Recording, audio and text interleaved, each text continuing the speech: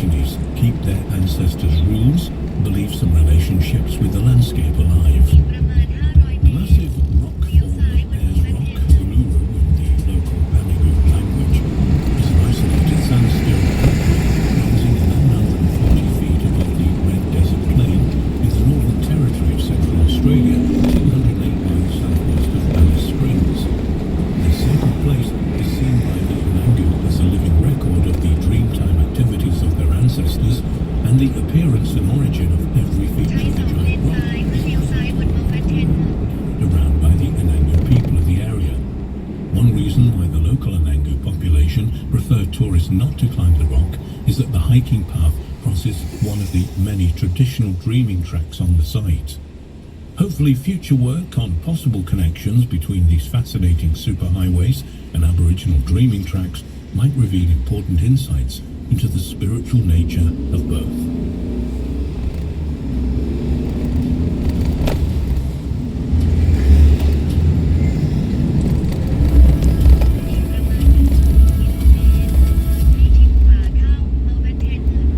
During the drought which resulted from the unusually hot summer of 2019, the shoreline of the Tagus River in central Spain receded, revealing a 6,000-year-old circular monument in the middle of the Valdecañas Reservoir.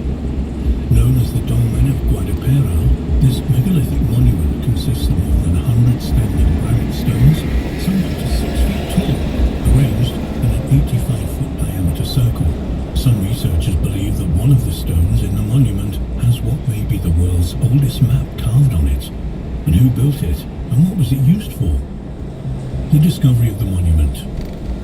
In 1963, a megalithic monument known as the Dolmen of Guadalperal, which stood on the banks of the Tagus River, disappeared under the water of the newly constructed reservoir northeast of Extremadura, a region of western Spain bordering Portugal on its western side. After the construction, only the tips of the largest megaliths were occasionally visible above the waterline.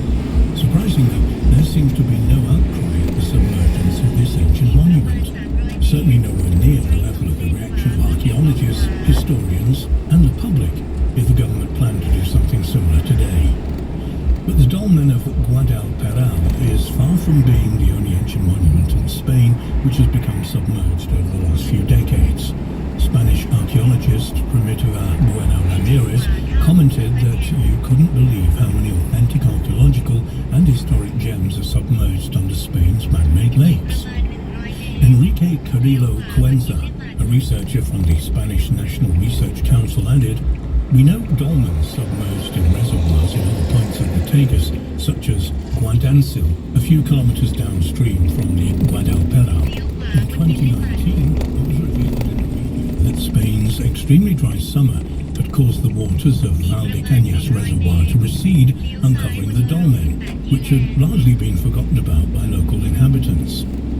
Angel Castano, resident of a nearby village and president of a local history and cultural society, said of the discovery, "All my life, people have told me about the dolmen.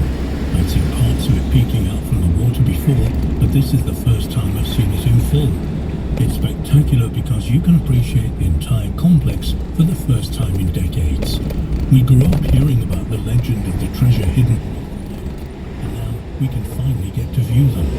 There certainly may have been treasures buried beneath the stones once upon a time, but for us now, the treasure are the stones themselves." Unfortunately, the submergence in water for so long has damaged parts of the monument. The engravings on one of the porous granite stones have eroded, others show signs of erosion too, and have fallen over or are already beginning to split. The dolmen had first been excavated between 1925 and 1927 by German archaeologist Hugo Obermeier, but it wasn't until 4 decades later that Obermeier's report on his excavations of the ancient structure was finally published. The excavations also uncovered artifacts thought to have been used by the builders of the monument, which suggested that they had lived nearby during its construction. The site would have been created over thousands of years using granite transported from kilometers away. Like Stonehenge, the megaliths formed a sun temple and burial ground.